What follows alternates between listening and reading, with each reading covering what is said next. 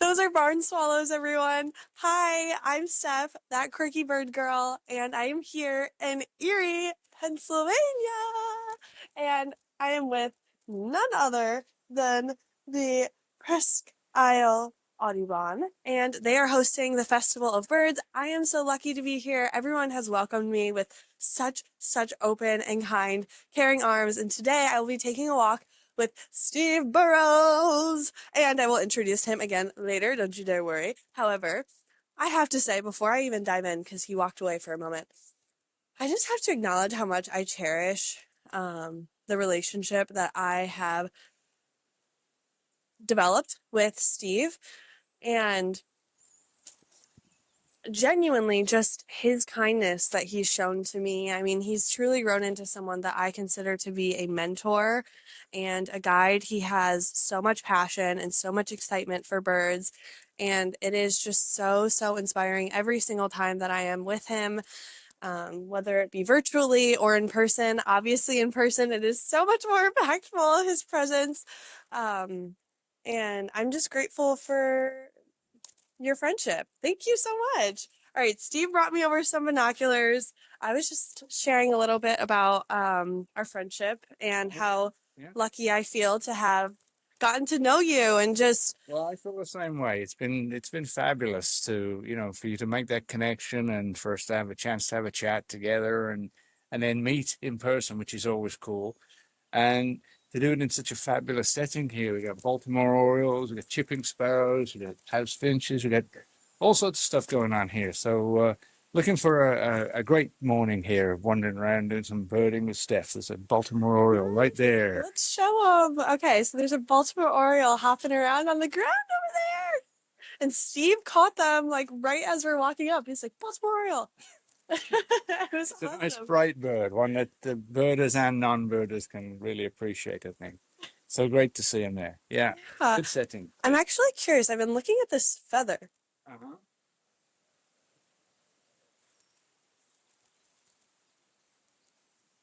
What bird do you think that belongs Yeah, to? I don't know. It's a bigger feather.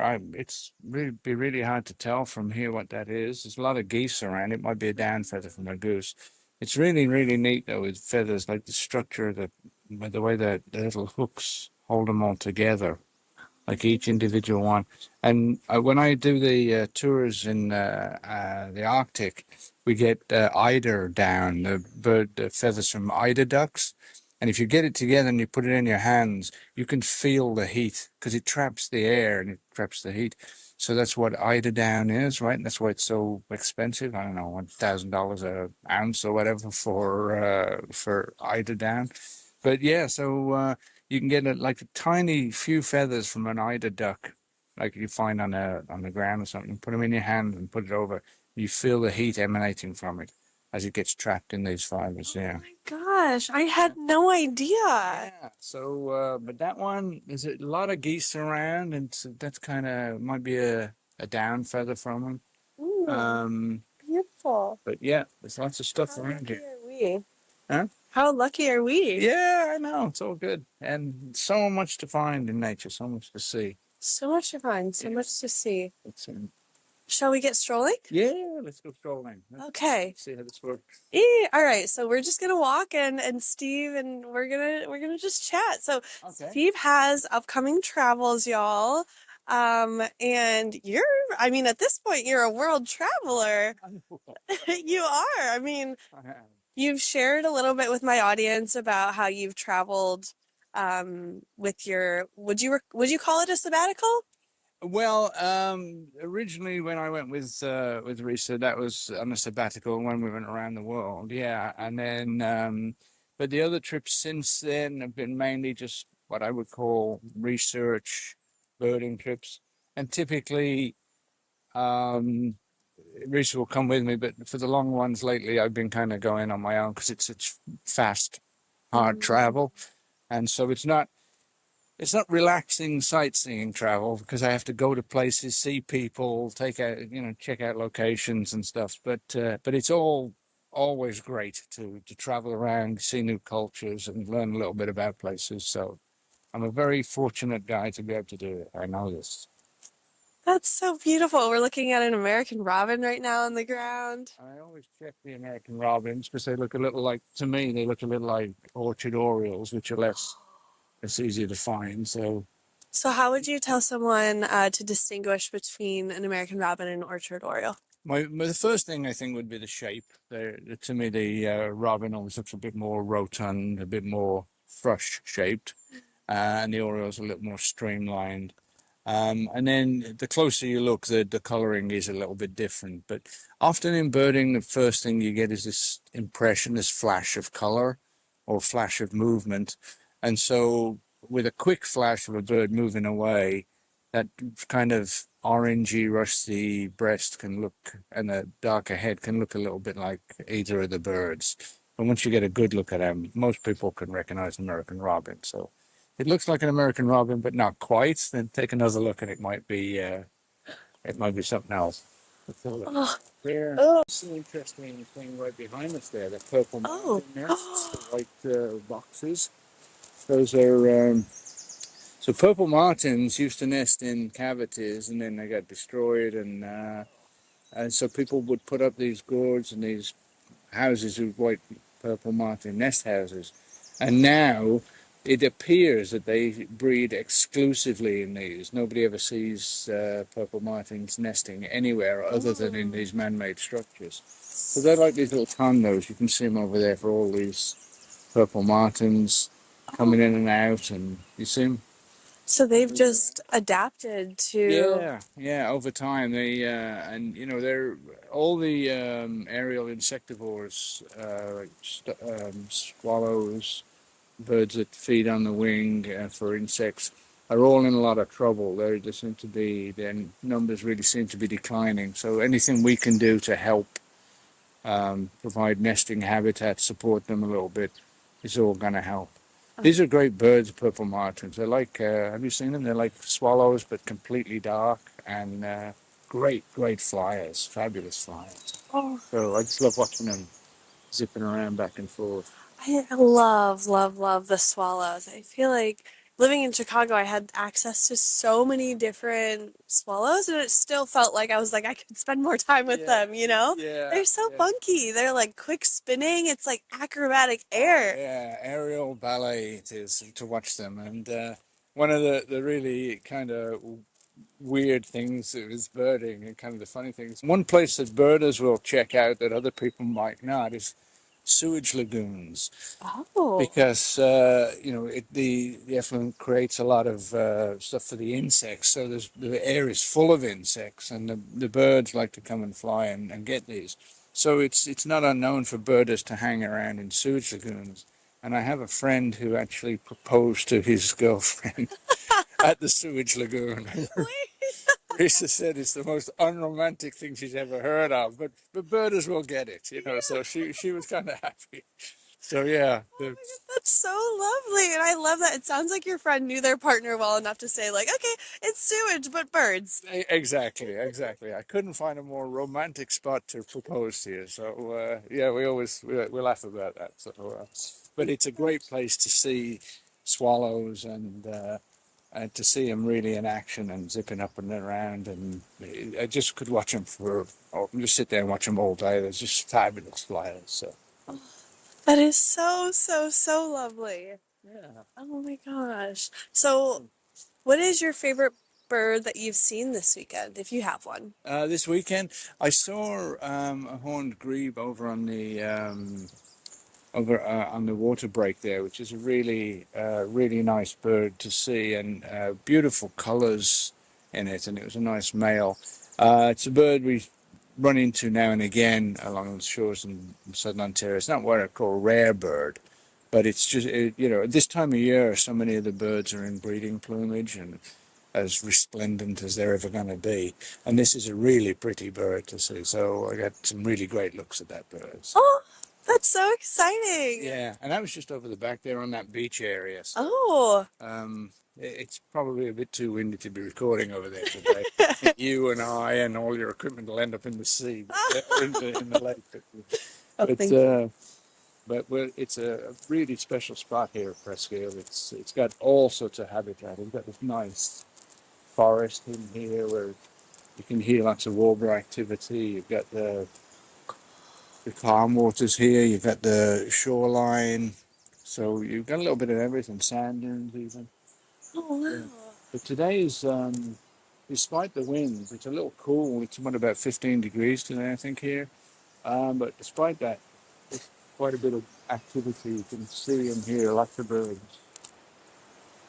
There's a yellow Oh, warbler, you see, so oh, under the arch of that big tree in the back. And you can actually hear them calling the island. oh, That's a chipping sparrow you can hear now.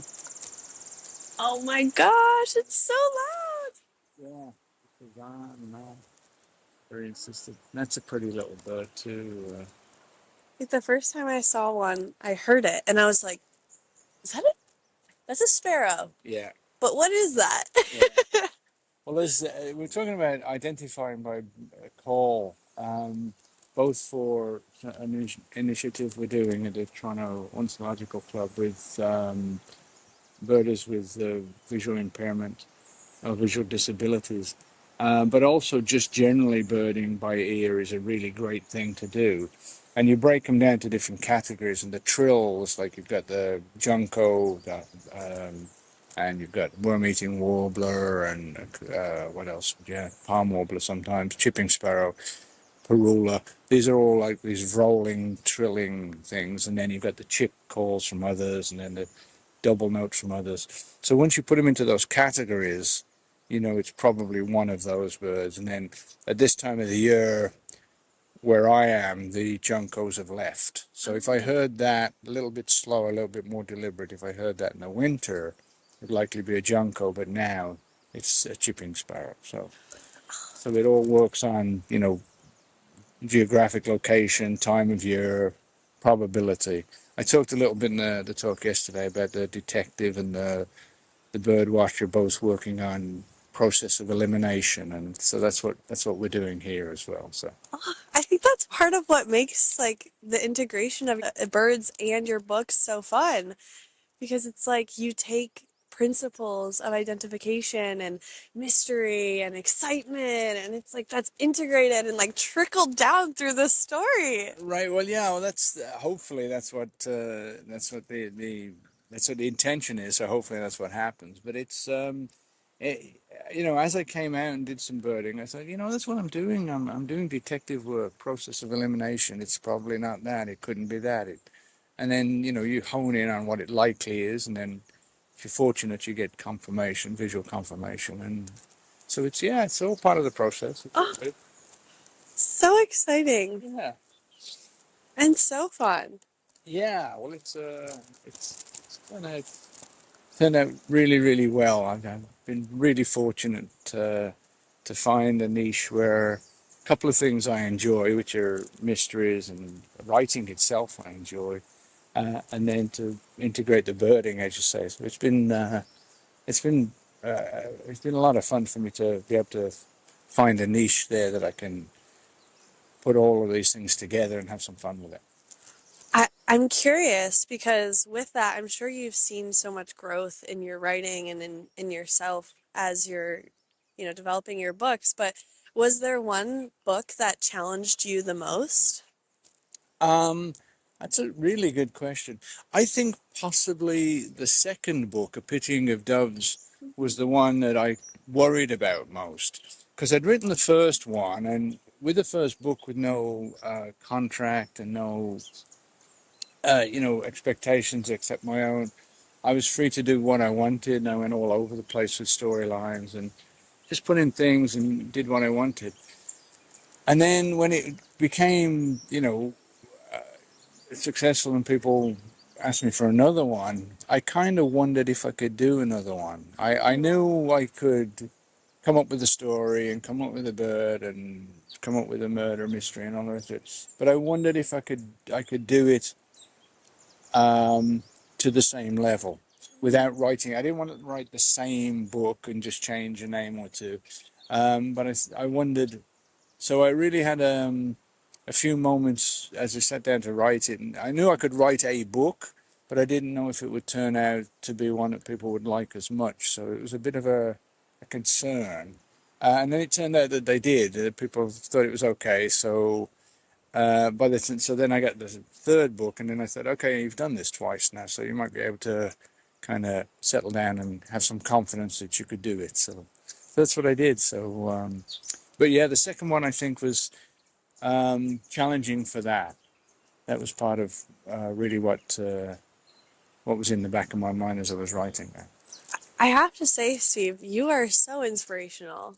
Oh goodness, I hope that what I do encourages people to do what they want to do, because it's just about a matter of following through, and not being discouraged. And I think if you don't aim for perfection, like these days, everybody wants huge success right away, and if it's understandable, people do want success. But if you want to achieve something because it's what you want to do, that's really more important, So it may not be commercially successful, or you may have to struggle a little bit to get your idea out there.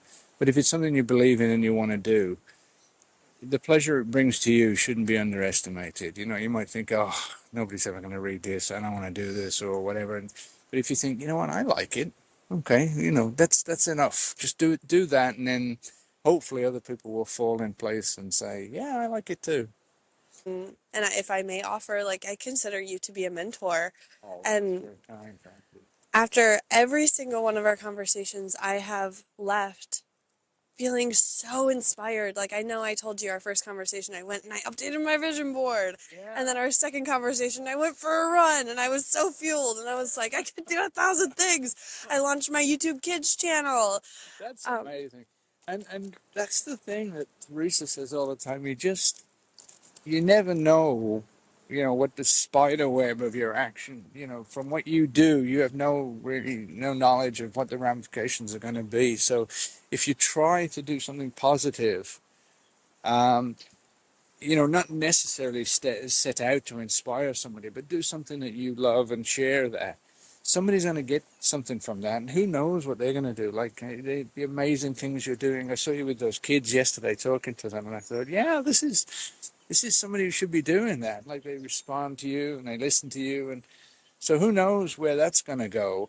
And if that's all started by a spark from something we've done in conversation, that's just brilliant. It's an interesting way of the world working, and it all comes from positivity. If you just um, putting good vibes out there, I think other people are going to pick up on them and take that and turn it into their own thing, which is fabulous. I mean, if that's the Steve Burrows formula, you've got it down. I mean, as a secondhand person of experiencing your energy and like vibrancy, it's electrifying. Well, that's really kind. I really enjoy what I do, and whether it's speaking before audiences or writing or just doing this out birding and researching.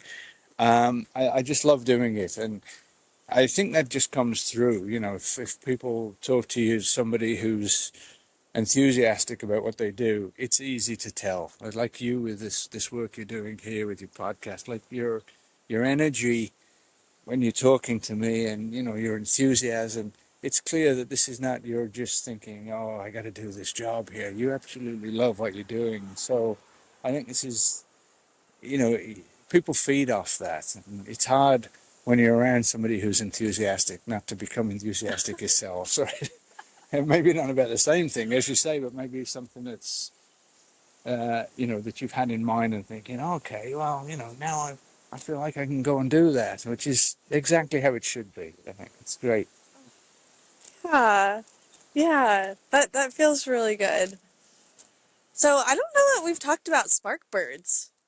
Oh, probably. I don't remember us talking about sparkbirds. For me, I would guess. In case your listeners aren't familiar, sparkbird is one that kind of gets you the lights that spark that gets you involved in birding.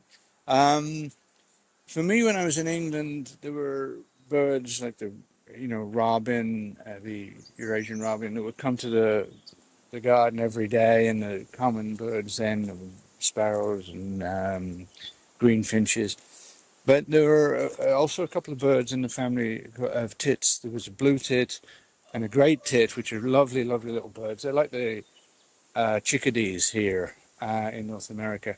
But there was a bird I'd read about called a long-tailed tit, which is really, really pretty. It's tiny, it's got a long tail, it's kind of pink and grey, and it's gorgeous. And I'd only ever seen it in books, the birding books I was reading when I was a kid. And then I went for a walk through the park one day and actually saw a couple of these birds. They usually move in little groups. And I think there was a spark bird in that I thought, hey, this thing that was on the page, it was just this sort of representation of nature that I'd never encountered. Now all of a sudden I actually saw it in real life, and I thought, hey, I guess, I don't remember thinking it, but I'm sure something in me said, okay, well, now you can go out and actually find these things in real life in nature. So for me, that I guess that was a spark bird, because I then decided, oh, hey, here's another green woodpecker. I've never seen this bird, and I went out to the woods, and now I could find the bird. So yeah, so probably the long-tailed tit. And if you haven't seen one, just look them up. They're absolutely gorgeous, really pretty, pretty little birds. Oh, I'm gonna drop a photo right here. Okay, good, good. That'll be good. Yeah, because that's really special. It's really good to see.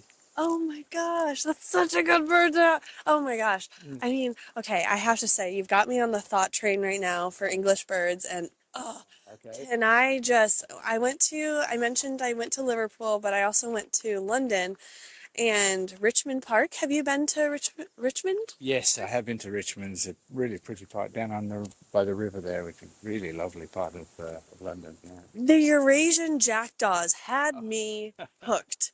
Absolutely hooked.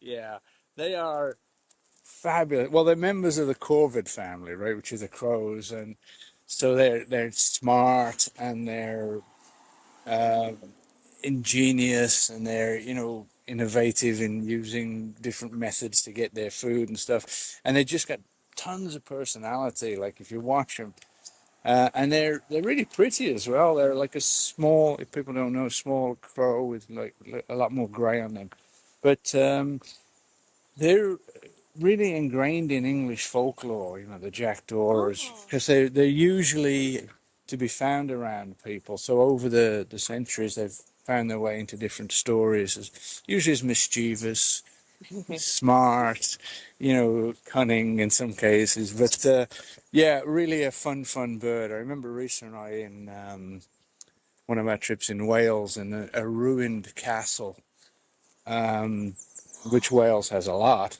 And we were watching these jackdaws we must have sat there for an hour just watching them coming and going and bopping around in these castle ruins. It was something special. And that's another thing that we talked about before, is this idea that birds can take you to places and you got trigger memories. And you mentioned jackdaws. I'm immediately back in that Welsh castle in the ruins with Risa, just watching these things. And that's what birds will do for you sometimes. They'll fix a place and a memory for you as well, which is great. So I actually really relate to that because as you were talking about the long-tailed tits, I was like going back to parks that I'd spent time in London. yeah, And oh, here, what do we got? yeah.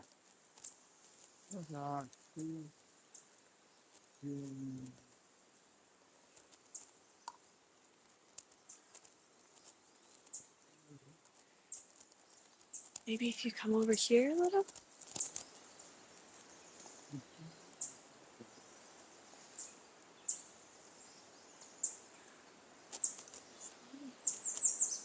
Yeah.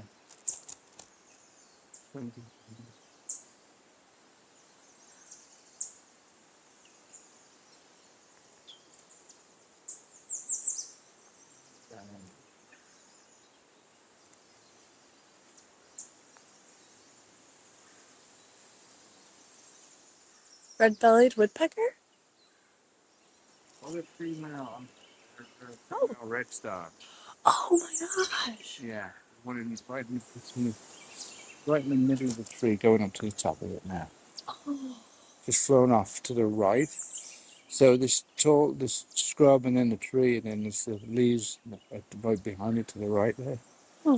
And that's a Carolina wren. Oh my gosh. There's a great catbird just right down here. Oh, Just in the scrub moving down. so That's much a to see. red-bellied woodpecker there. And that's a Carolina wren singing. Oh, I haven't had many opportunities to hear their call. It's so Yeah, beautiful. yeah, it's really one of the that repeated one. There's a tufted titmouse. It's this one. Oh, what's that?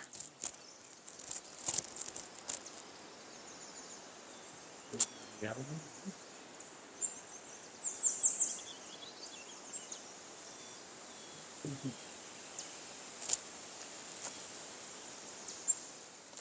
We're seeing so many birds, y'all.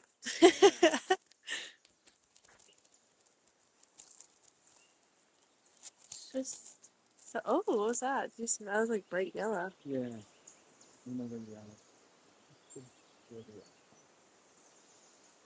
I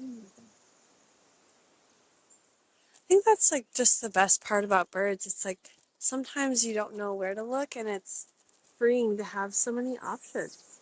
Yeah, yeah. And this time of year when the leaf's starting to come in a bit, it's you have to work a little bit harder, but still see those flashes like we just saw with those two dueling red stars here. You see those flashes, and then you can track them. That It's just, I mean, how lucky are we? I know a lot of people, um, and in the lives that I host, will talk about birds that I'll say aren't with us anymore. mm, And I think that that has like sort of a sad history, and I think we can spend time talking about that too. But I think we're at a time where more people now than ever, in my opinion, care about birds. mm, mm. And it feels like we have so much power with our voice. I think so, and I think we can marry that with a much greater understanding as well. Like it was one thing to just like birds, but we know now a lot about their migration patterns and a lot about their needs in, habitat. So we can really focus our attention more and be more effective um, than we used to be in terms of conservation efforts. And so there's fewer birds and there's a lot more people working for them. But I think we're able to do some really, really great work now based on the research that we're getting, saying, well, when they get here, like one of the things is, the contiguous habitat. In years gone by, that people would have thought, oh, we have a little woodland here with a few trees, so that's okay. That'll be great for the birds. But it's really not. They need that bigger habitat. You've got birds like the brown-headed cowbird or parasite other nests, right, and lays eggs in other nests. But it won't go too far into a woodland. It will go around the periphery and it will use the nests around there, but it won't go deep into the woodland. So if you have a good deep woodland, the birds can nest further in, and it's going to be safer for them from parasitic birds like the cowbird. That's something that's come up in our knowledge, over the decades. But it shows us the importance of these big continuous lands now, as opposed to just these tiny little islands, which are great, but may not be able to support the bird life that we thought it would. You're going to have a bit more room to Yeah. do that. Like this. This is just fabulous to go for. There's so much to look at, and it's so exciting. I mean, I think coming from, I'm a big city girl. I think I will be for the rest of my life. But coming somewhere like this just feels so like soothing. Yeah. Yeah, it's well. There was a wonderful talk yesterday given by Gigi Butler about slow birding and mindful birding. And birders, a lot of birders, she's right, a lot of birders have been on the chase to get that checklist and, get fast paced to cover as much ground as possible, see as many birds as possible. But I think there's always been an element to some birders of just doing what we're doing right now, walking around, talking, taking it all in, and just experiencing nature, experiencing the birds. Was that an osprey? Yes. I thought it was. I'm so sorry. I didn't want to interrupt you. No, no, you should have interrupted. Yeah, just went over there. But yeah, there's always been an element, certainly for me, of doing what Bridget was talking about yesterday, which is, I wholeheartedly endorse, which is slowing down and just taking it all in. And she was talking about the auditory side of things. Now we got the birds singing, the sound of the wind in the trees. We got the waves crashing. That's all part of it. It's just being out here. You can feel your heart rate slowing as you're doing this. And if there's a Kentucky warbler shows up over here and then word gets out, half of those people are going to be racing down here in cars, jumping out, getting a look at the bird, jumping back in, going somewhere else. And that's a different kind of birding. There's nothing wrong with that, but it's not going to give you the same sort of mindfulness as what we're doing now, this slow, gentle immersion into nature. And that's really what I would encourage. And that's kind of what I use birding for with Dominic in the books. He's not a guy who goes tearing around adding to his life list. But if the pressures of the job get to him or he needs to really untangle some knotty problem, that's when he goes birding, just to kind of immerse himself in nature, let it just wash over him and soothe him and calm him and let him get his thoughts in order. And it's I think hugely therapeutic. I mean, I can only imagine some of the stresses other people have to deal with, and if they could get out here and just breathe this in a little bit, I think they'd benefit for sure. Yeah. I mean, I mentioned to you that I'm in the process of writing a book. I know. Oh, thank you. Um, and Okay. oh, hello. As I've been writing, I'm a nonfiction. I guess I would write nonfiction. Is where uh, um, and sitting and like thinking about my experience with the birds and like how they've helped me, like as you were saying, like slow down and just really be present and be safe for probably. I mean, the times like growing up where I felt the most safe was sitting with an American robin. Yeah, and that's so important to be able to connect and have some sort of link to nature, and as you say, just a sense that you're part of something bigger. I think gives you a feeling that you're not alone. It gives you a feeling that you're connected and part of something important. And these are all positives. These are all things that you can just draw from this. And what we're doing now, like we walk around, we see a bird, maybe we don't see a bird. It's not all about, we're here, we've got to see every single bird, everything that moves, we've got to identify that. Like the things that cross our path have chosen to share themselves with us, chosen to let us see them. And that's good, and then there's others that will just go and we'll never know what that was, and that's okay too. So it's just part of being in this natural realm that really I find soothing and settling and inspiring, and it allows your mind to calm and get clear and then explore other avenues. Your mind is never still. You may be listening to the birds or listening to the waves or the wind, but there's things in your mind going on, and the good things can kind of percolate to the surface. I think if you've got to give it enough calm, and that's what this does. That's what we're doing today. That feels so special. And I appreciate you sort of naming what it is that we're doing out here together with the birds and just sharing. I don't know, it feels. I mean, I don't know how many times I've said this. I'll have to do like a clip roll of like how many times I've said this to you, but it just my time with you feels so special.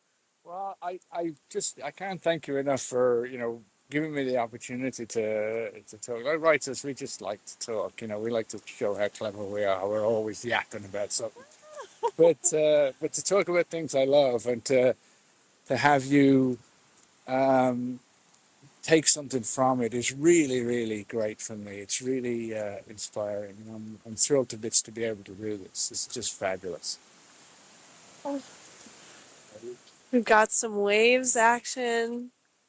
Want to have a quick stroll over there, and then we'll finish up at grab something.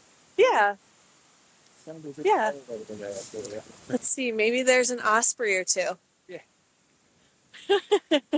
A little wind tunnel. I don't think it should come through on the sound, but if it does, I'm sorry. Yeah. Oh, wow. I was talking to someone this morning and saying, it's a great day to have a good day. Yeah, I love that. I absolutely love that. What a fabulous attitude. Put that in your book. I'll have to. I'll have to. Oh, oh my gosh. We'll stand here. I don't want you to freeze to death here. So look at this. I usually tell people my warmth keeps me warm. Yeah, and I can see that. You're a person who just exudes this positive energy, and that's really something that comes through when people talk to you. So, but that said, there are still warmer places than standing on the south shore of Lake Erie with the southwest winds coming in. I mean, listen, I trust your degree of cold. You've been to Antarctica, so. Yeah, it's kind of weird. I've been to the Antarctic and the Arctic, and there are days it's kind of strange when it's August and it's snowing, and Oh, August and it's snowing. yeah, but there are other when it's sunny there, it can be cold, but it doesn't feel it. Like the temperature can be low, but it doesn't feel cold because you get the sun there. It's just gorgeous, and I mean, you obviously dress for it, but it's an experience you should consider trying to get yourself on one of these Arctic cruises or something and see if you can experience that. I mean, from our first conversation, we were talking about like going on a boat and like sharing just like this bird space with so many other people. I, I've been looking things up more now than ever, and it's not something I considered.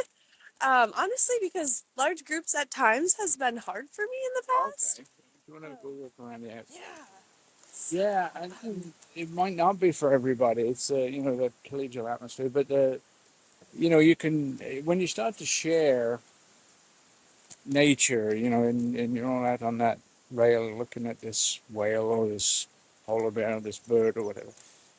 Yeah, there's a real great sense of collegiality, of sharing that brings you together. But if you have some anxieties about large crowds, there are spaces where you can find where you can just experience it on your own, and that's cool too. Well, I even think like this weekend has been so healing for me. Like recognizing that like I can show up in a space and still be myself and not shudder. Well, I saw the way you were, zipping around and interviewing people yesterday, and you were like the belle of the ball, man. Everybody wanted to talk to you. That guy couldn't get enough for coming over to talk to you. So that was all good. That was really, really great.